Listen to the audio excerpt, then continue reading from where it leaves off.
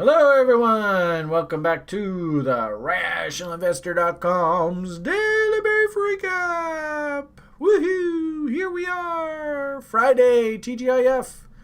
Actually, what's really cool is today is our level 2 class day. And what are they doing today? I think they are doing gaps and gap theory, volume profile, cool stuff. Tomorrow, just an FYI, any OGers who are watching this video later on, current level 3 students are doing their week on harmonics, and actually we've asked a couple TRI OGers who love harmonics to come on and join the call. So open invitation to site veterans. I think we're going to have Raf and Steven as well as my presentation on harmonics tomorrow, so it should be a really enjoyable class. So school term is fully up and running. Level 1ers, gee whiz, they're already on to things like risk management modules now this Sunday, so they are working away diligently. TRI is just humming along here. It's great to see we had a big milestone for our tech team. Seward has gotten the breadth indicator now updating on its own and in real time. And I hate to say it, man, was that ever a cool little buy signal that came in there about, I guess, about the 15th of May or so. And gee whiz, market is just ratcheting higher here. So super pleased to see that this data set is now starting to work for us. Super, super excited. And actually, we even had some feedback. The screening system is still beta. But we're actually even getting feedback that people who are using the screeners right now are tickled pink by what they're getting. Even it's in its beta form, and we're still sort of cleaning it up. So super stoked about all that. It being Friday, usually we have Colin on the call. Not quite sure what happened to Colin. I hope he's doing okay, but we didn't hear from him this morning. So I did an extra long daily brief for the good people. We covered broader markets, risk on, risk off. Stocks, of course, we're having tons of fun in the stock market right now, and a pretty good conversation about crypto. I don't think crypto right now its day in the sun is today. It feels like right now the conversation is being entirely dominated by COVID, reopening economies, Fed stimulus, government stimulus, all that kind of conversation. And then we have this sort of specter of social unrest and disorder sort of floating in the background, and that could flare up at any moment. So it does make sense to me that crypto is kind of sideways right now, but at the same time, it has not broken down. So I don't know whether it's such a good idea to get too bearish of crypto in here. But I suppose we'll get to that in a bit. So, first and foremost, probably the biggest thing that jumped out at me today, we have some new site, every school term we have a big old new whack of site members. We have one gentleman who's super jazzed about astrology, and it turns out that Venus is going through a very interesting transition right now, and we're wondering whether that might be some sort of catalyst here. Did have a very interesting relationship with Earth, Moon, Venus, and Mars here, all making a right angle. And you wonder whether that's it might explain to a certain degree sort of the parabolic nature of the risk market right now. Really, I might even argue that the US dollar index in itself, I think, is coming up to some sort of pivot. And I wouldn't be surprised as we were working through that retrograde. It was just one directional. We've now come down into what I would consider a technical objective.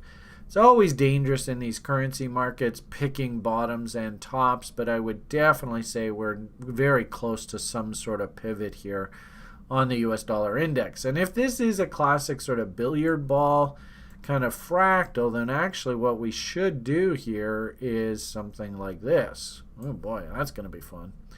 So that's kind of what I'm expecting here going forward. Also too, Brian and his crazy celestial events. There is an event coming up here in July, and you can see how quickly crisis can be expressed in price. I mean, this is just 1, 2, 3, 4, 5, 6, 7, 8 days. just about 1 week. So could we have like 1 week before this event, which is like here, say 24th, we go 1, 2, 3, 4, 5, 6, 7, 8, 9, straight up? I'm sure. Market could easily do that. I don't really like the idea of taking trades on the index itself. What I would be doing is I would be going and looking at all your currencies, and if you happen to have a trade versus your local currency and you're thinking about moving money, you go off of that chart. So like a good example of that right now, I'm always watching the US dollar index relative to the Canadian dollar. And you can do this whatever respective currency you happen to be trading in.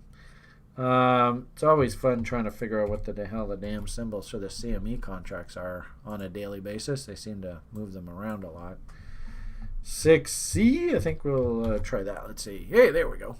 I thought it was interesting looking at this Canadian dollar here in that, and you can see my analysis here, we had this gap just sitting there wide open. You can see where value is. So all we've really done here, and gee whiz, what do you think the odds are that this is going to be a reload short location? I'd say pretty good. Let's see. Oh, gee whiz. Perfect. I mean, it's almost laughable how cliche this stuff, excuse me, is after a while. You can see the bear divergence starting to form. This big push up here was not nearly as strong as this push up here.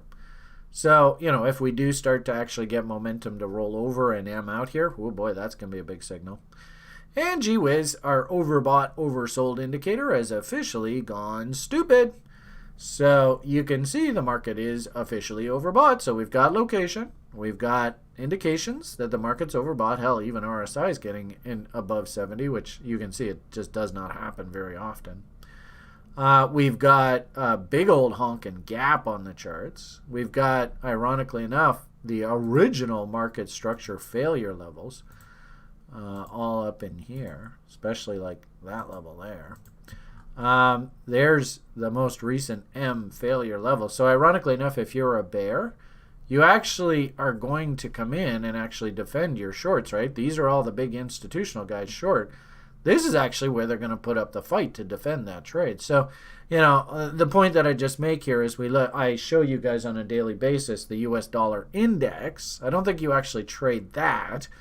What you do is you say, okay, is the US dollar index coming into levels where it might pivot, then pull up your currency chart of choice versus the US dollar index, and then just be hunting setups. And my hunch is once this sort of peters out here, and who knows how long that takes, we'll probably head right back down into that July pivot event. So, ironically enough here, I hate to say it, I know it sounds kind of silly, but there's actually nothing really new going on here.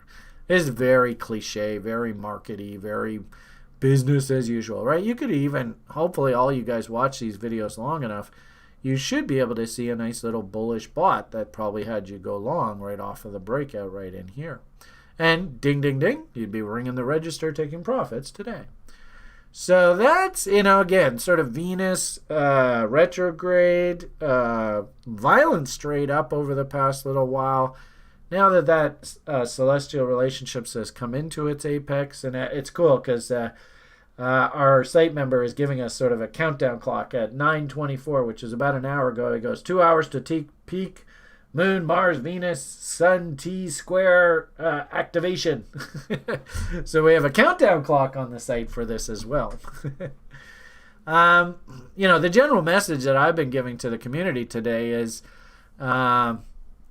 if there was one sector of the economy that's breathing a huge sigh of relief, we had a big employment report come out in the States. Keep in mind, employment reports are notorious for revisions.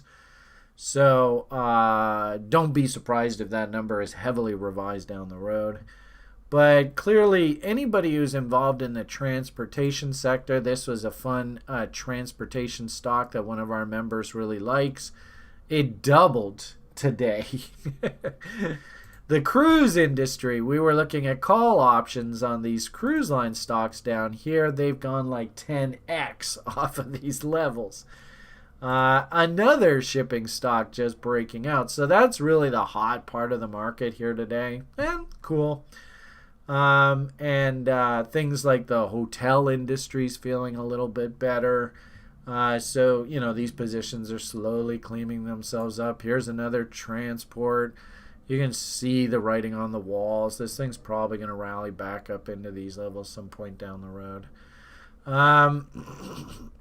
And I have to say, people who did step in off the bottom there into that crisis, they're getting paid.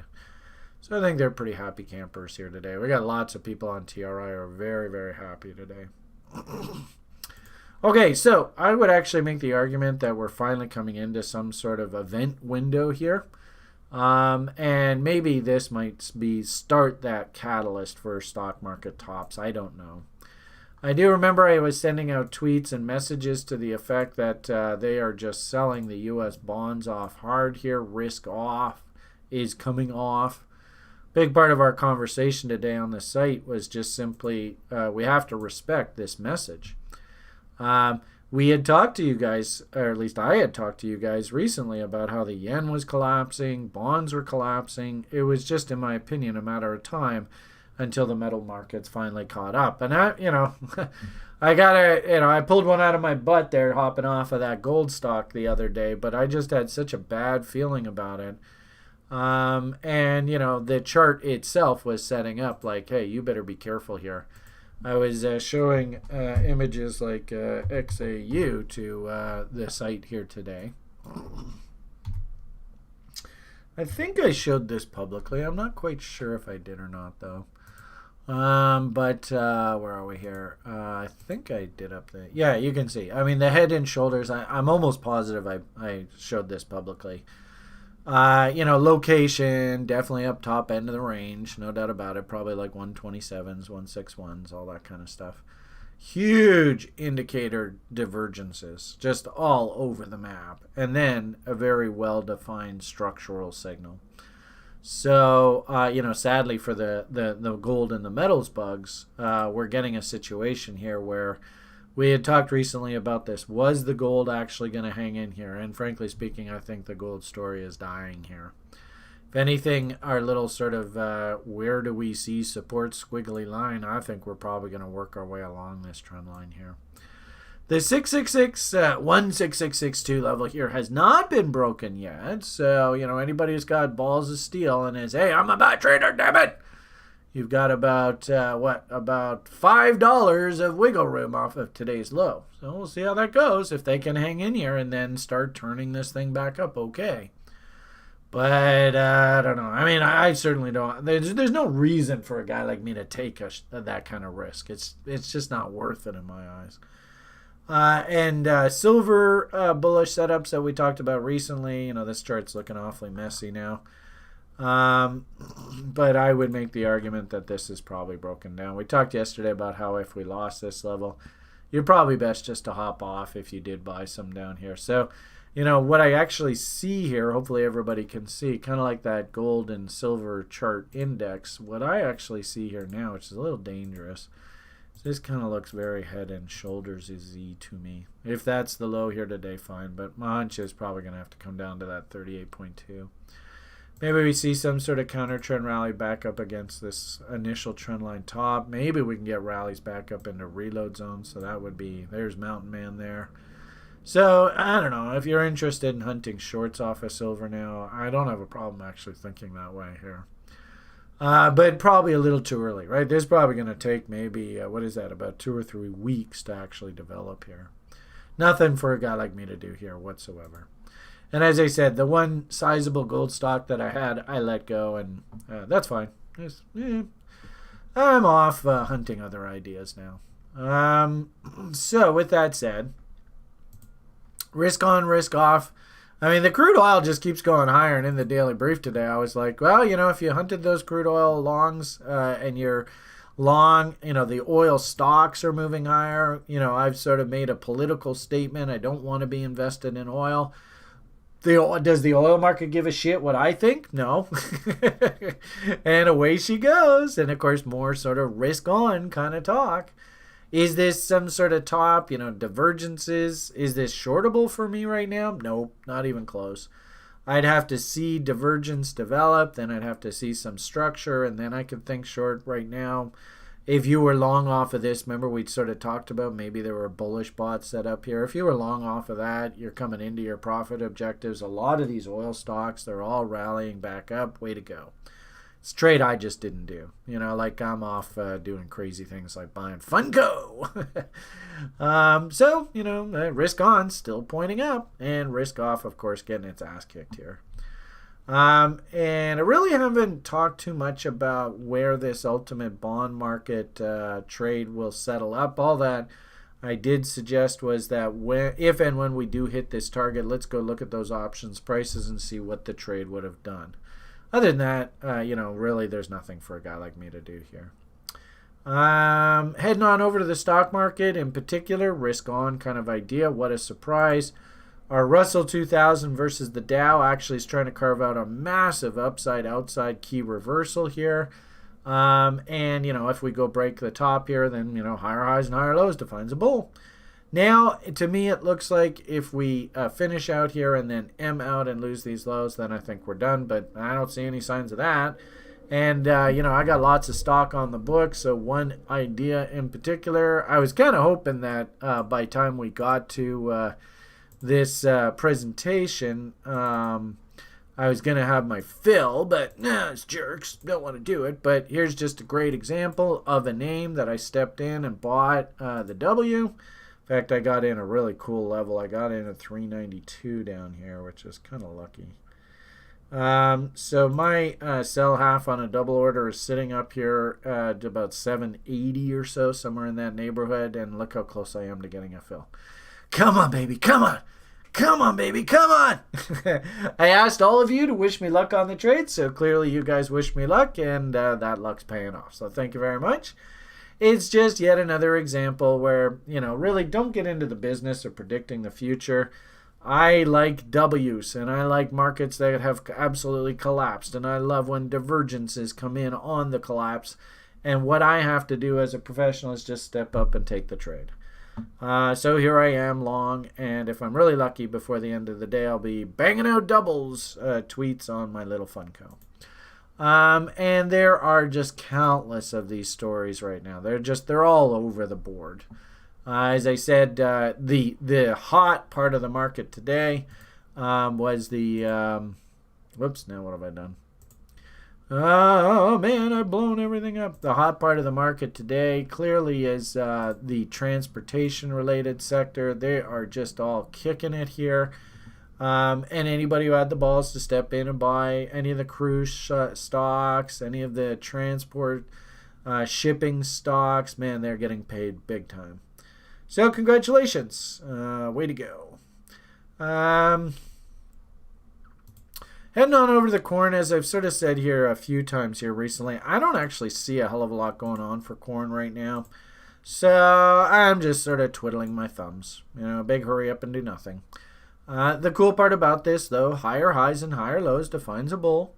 So as long as we just keep painting higher highs and higher lows, I don't see any reason to change that thinking. I've said recently here, I think these two bars here really define our sort of pivot apex. And I found it fascinating that this pivot apex, as I was pointing out to the people on the call here this morning, this was the catalyst, I think. This event, this sort of 3-bar, maybe even 4-bar event window, to me, this typified that whole crisis scenario with the President of the United States of America, in essence, bringing the whole democracy and peaceful movement, peaceful protest, freedom of speech, all into question. And actually, I was really, really impressed. And I even said it in the Daily Brief today, and I hope the whole public hears. I was really, really impressed with the internal United States of America's response to this. I was really, really impressed. Where we were basically in a situation where the whole country could have easily tipped over into anarchy. And the response from the actual citizens of the United States of America was no. And in fact, police chiefs around the country were like, shut up, go away, let us deal with this. And they went into the streets and they embraced the community. I was really impressed with this. And this is why the United States of America is such a great country. This right here. Because we have the freedom to step up to tyranny and to dictatorship type behavior and say no. I was really, really impressed with this. At the same time, too, like I said, this, in my opinion, this was a catalyst. And, you know, I hate to say it, guys, I think you can use Bitcoin as sort of a heartbeat of the world. It's so cool. You know, for future sort of prognostications, I mean, I'm not like saying, hey, this is a rip-roaring bull, you're all going to make them Lambos just going by. I actually think that, you know, as a heartbeat of the world, this actually makes a lot of sense to me right now. It's going to be a bit chaotic out here, folks. Don't kid yourself. And, you know, based on this kind of thinking here, I wouldn't be surprised if there's one more, you know, especially we're coming into the weekend, so get ready, crypto kids. I wouldn't be surprised if there's like one more little fuck you here just to wash out some weak hands, and then we're just back into this chop, chop, chop.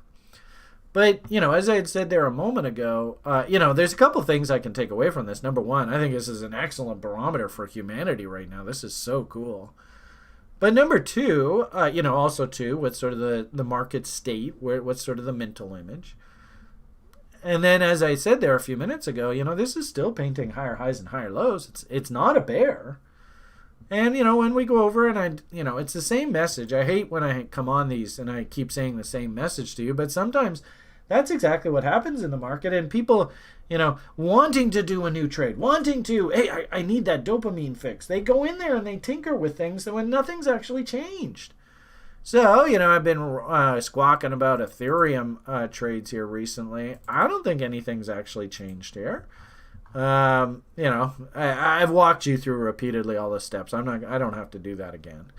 Nothing has changed here. And same with the NEO bot we told you here recently. Nothing has changed here. And same thing as the XLM trade we told you here. Nothing has changed here. So, you know, I'd like to come out and say, oh, look at all these crypto names popping. All right, okay, let's go. But I don't see it here today. So really, if anything, it's kind of cool just to say that, you know, it looks like the crypto market is just sort of cooling its jets. Just sort of going sideways. You can see, though, like this nano. You can see the bids are coming in. I was talking about B-Trash there the other day. I mean, you can see 1 low, 2 low, 3 lows, 4 lows, 5 lows. I mean, if you're a risk taker and this thing goes up, I mean, if you trade the bond, you know, your botter's got a bot. And I noticed this little BAT. There's no real setup for me here, but, you know, somebody's buying this shit. So, you know, they're getting bid up here.